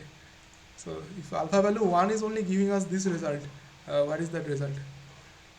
This one. So obviously it is not good.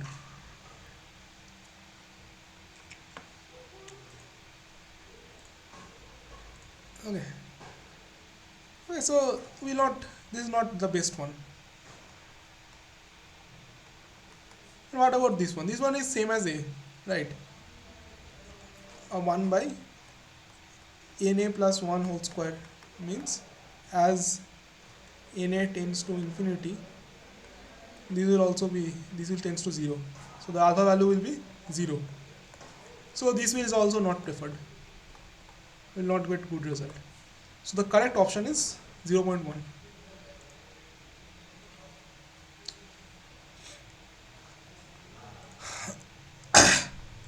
So my suggestion is that analytically, okay, you can prove it, but best option is always for you is to experiment it, play with codes to understand which one is better or not. That give you a very visually very great example of which one to choose and which one not to choose. Okay, so let's go to the next one. So you are given a statement and a reasoning. So you need to tell which one of these options is correct. So taking exploratory action is important for RL agents. True, we need to take exploration measure. So this is a very true. This is very true. Another statement is if reward obtained for actions are stochastic, an action which give a higher reward once might give lower reward next time. True, this is also true. We have seen with experiment that if something gives you a good result, greedy example, that something which gives you a good result for a certain action, it is not always give you a good result. You have to explore other options. So now the question is for assertion, this reasoning is correct.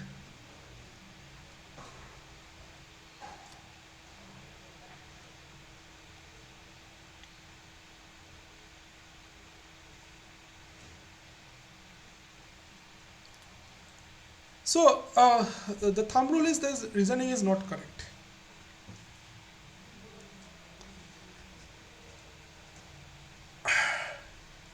Because as we have seen that uh, exploration is required, but too much exploration will not give you a good result. So why is that result 1 minute? Let me draw the graph. So if you remember this graph, you see 0.4 times when we are exploring, we are getting this optimal result, which is worse than non-exploring. So worse than the greedy result, right? So the point of view is that exploration is necessary, but too much exploration is also not necessary, and only exploration will not give you optimal result, right? Taking exploration is okay, but you cannot spend most of the time exploring. Then also you will not get the optimal result.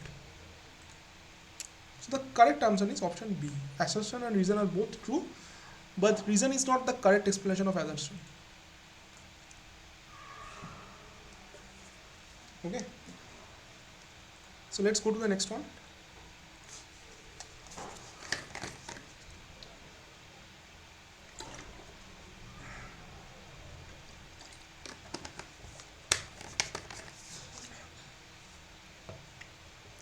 So you are given different algorithms to find the optimal arm for a multi-arm bandit problem.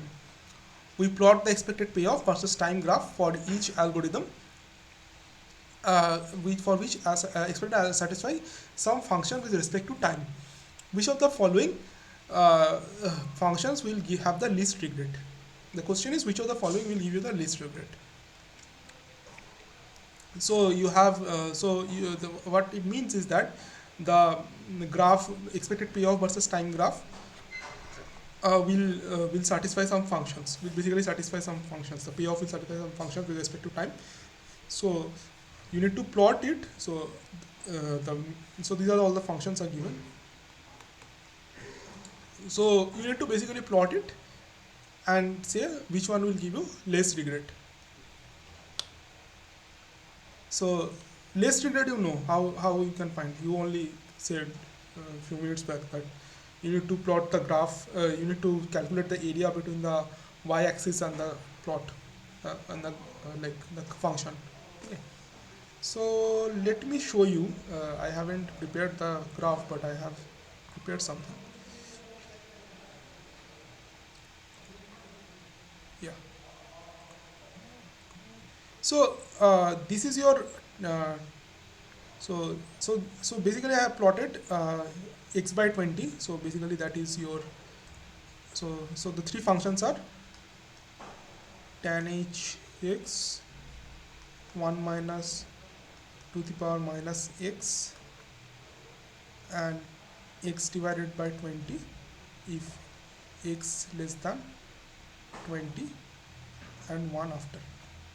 Okay, so share this tab. Okay, so from x1 to 20, let's say.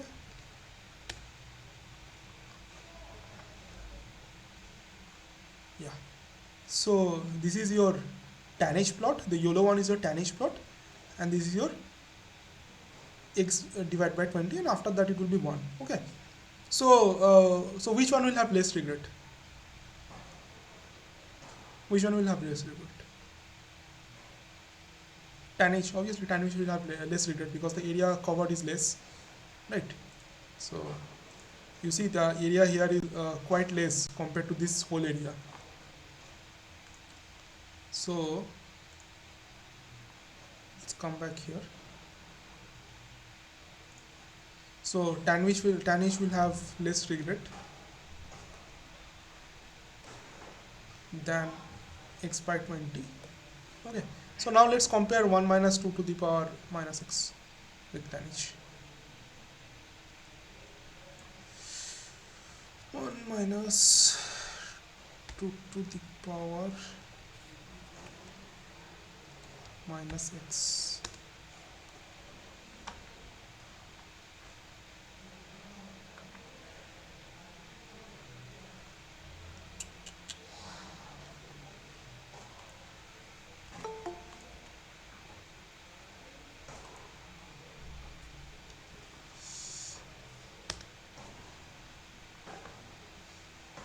Yeah, so this is your tannage and this is your 1 minus 2 to the power minus x, right? So again, which one will have less regret? Tannage will have less regret, right? Tannage will have again less regret. 1 minute, let me share it. Okay, sorry. So here you have the tannage, and here you have 1 minus 2 to the power minus x. Okay, so tannage will again have less regret.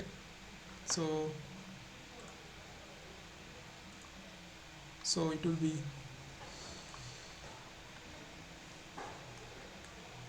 tannage x is less than 1 minus 2 to the power of minus t. So which of the following function will have the least regret? So tannage is the answer.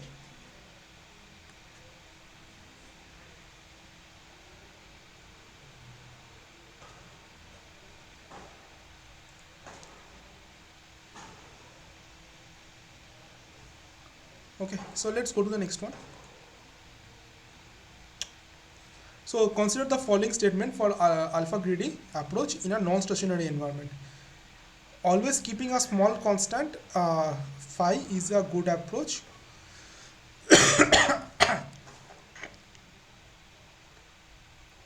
Large decay of alpha will lead to unnecessary exploration in the long run. Large decaying alpha value is a good approach as machine optimally uh, as after reaching optimality we will reduce the exploration.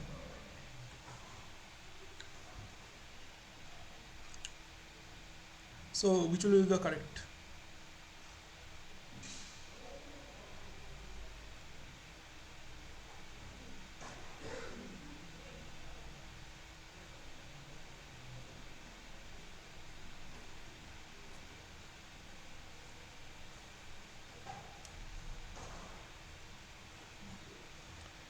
So the thing is, in in a non-stationary environment, what happens? Over time, your distribution changes. So you need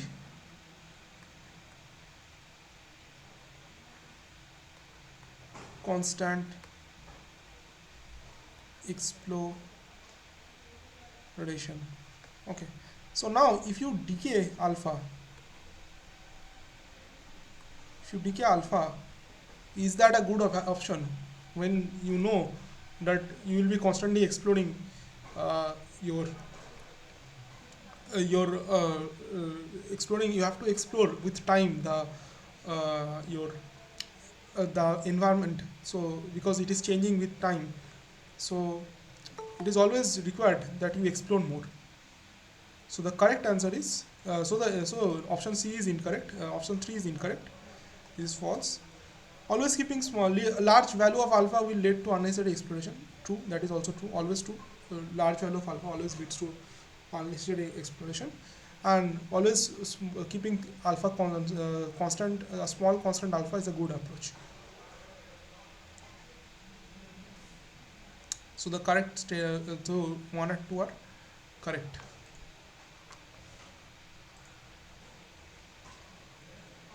Okay.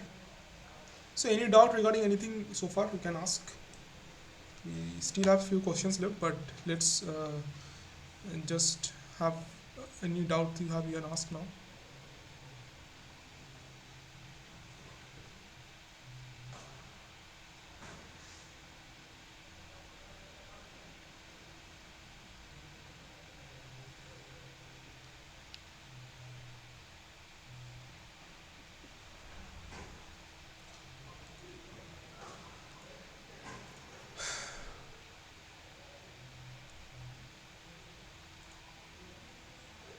Okay, so let's come back to the exercises. So here are the two definition of selecting an action. Suppose we have been giving this to probability selection to select an action. So this one is normal average, uh, probability average, and this one is your exponential average. Basically your what is that? Say, softmax. So so comment on this. Which of the following statement are correct? So option A is both are good, as are bounded probability in range 0 to 1. No. So this can have negative values. No, option 1 is better because it is differentiable and requires less complex computation. False, because moreover this one is more basic complex. So these are false, both are false. This one is correct.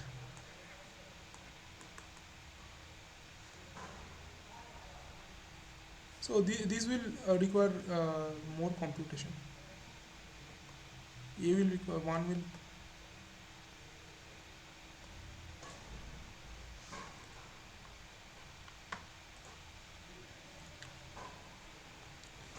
Okay, so let's come to the next one. So which of the following best refers to pack optimally solution to bandit problems? Sigma is the difference between the reward of the chosen arm and the truly optimal arm.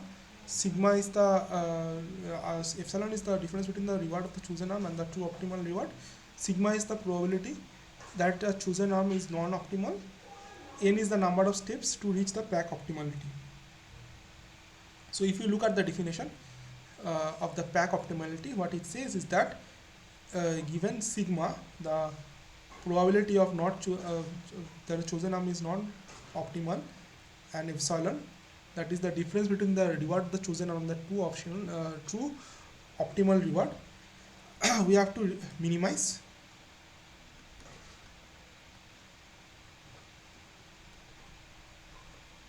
number of steps to reach pack optimality. So that is what your pack optimality defines. So the correct option is A. Okay. So next is this. Suppose you have a 10 arm bandit problem where the rewards for each arm is deterministic and in the range 0 to 1. Which of the following method will allow us to accumulate maximum reward in the long term? So we haven't designed the code for this, but okay, still. So what we know is epsilon 0.1 is better than 0.001, right? We have seen the results. Like this one is, so it is not given which one, but still let's show. So 0.1 is always better than 0.01. So so epsilon 0.1 is better than 0.01. True. Another option is greedy with initial rewards estimate set to 0, greedy with initial reward estimate sets to 10. So so if you so do one thing, you have the when I give the notebook, so you try to code this pattern up. So for one you set the initial reward to 0 and another one you set initial reward to 10. You will find that the one with initial reward to 10 will give you much better optimality than initial reward set to 0. The reason for that is uh, so if I have so this is a 10 arm bandit, so suppose you have 4 arm, 10 10 10 10. So what will happen is it will start decreasing after each round, right? So what happens in a greedy scenario is that in a greedy scenario the tendency is always to choose the maximal one, choose the best, right? But what will happen in this case, that initially when all of them are best, it will choose every one of them will be chosen at least once. Every one of them will be chosen at least once. So so that's how it is better than a greedy normal greedy problem. So so there will be a set of exploration initially. So if I conceptually describe it with high initial reward, there is always exploration in the beginning. So the correct answer will be option D. So I will tell you to verify this one by plotting and showing the result. It will be a good exercise for you. Okay. So let's come to the last one. So suppose you have been given uh, a sampling from a softmax distribution instead of a alpha greedy approach. So instead of an alpha greedy approach, you are using softmax. So softmax exploration makes the probability. So what does this do? So these are the statement. You have to say which one is correct or not. So first one is software exploration makes the probability of taking an action proportional to the action value estimates. By doing so, it avoids time wasting exploring bad actions. Right. So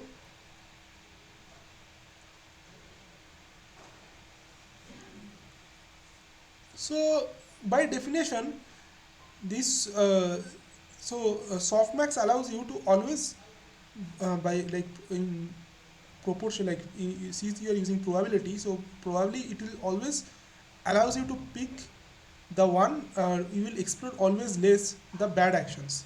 So this one is true. Two, we don't need to worry about decaying exploration slowly like we do in epsilon greedy case. Softmax exploration gives an asymptotic correctness even for sharpness and increased temperature. So so this one is false, because as we increase temperature, the randomness actually more like uh, it doesn't it doesn't give you a less exploration. It always gives you this exploration. Uh, Kunal, it is for which one? But since the rewards are deterministic, shouldn't each arm only once have a greedy approach? So epsilon should have less possible. Question 9. So so you are saying But since here the rewards are deterministic, shouldn't we try each arm only once and then have a greedy approach? So epsilon, yeah, I mean, technically we are doing the same only, right? We are, so if you run Like my the, main concern is, are we assuming that rewards are known beforehand? Then only we can no, no, no, no, directly. no. What we are doing here is we are saying that initially we are initiating it as 10.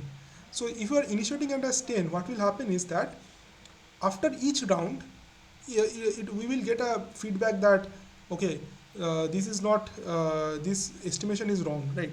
So so you will always get a negative estimation reward, negative reward. Okay, so ultimately it will always come downwards, backwards the estimations. So if I plot it correctly, let me just give you a small way to do it. 1 minute, a random plot.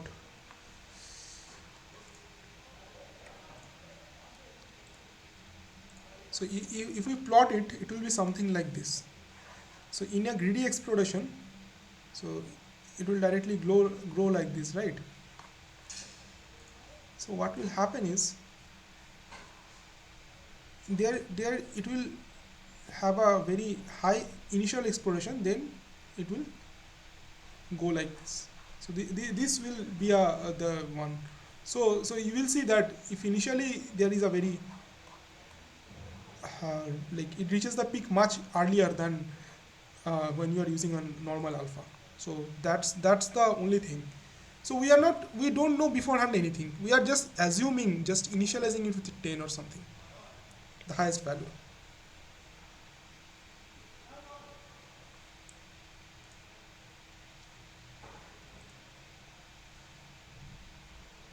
Okay.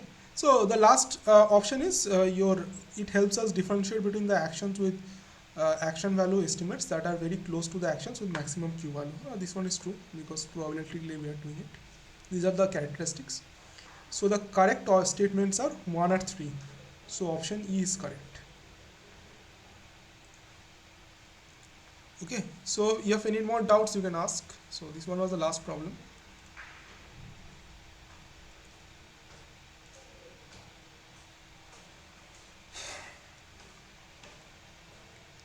So if you have any doubt, you can ask, or we will meet again next week, same time. Thank you for joining.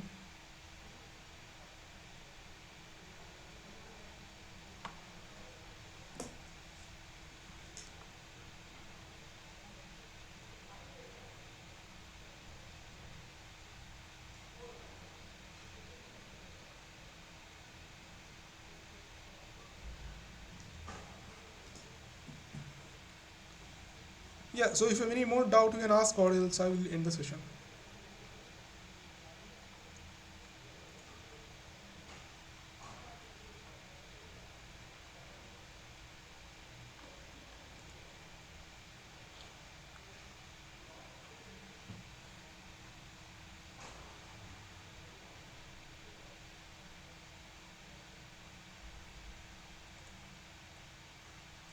Yeah, okay. Thank you for joining.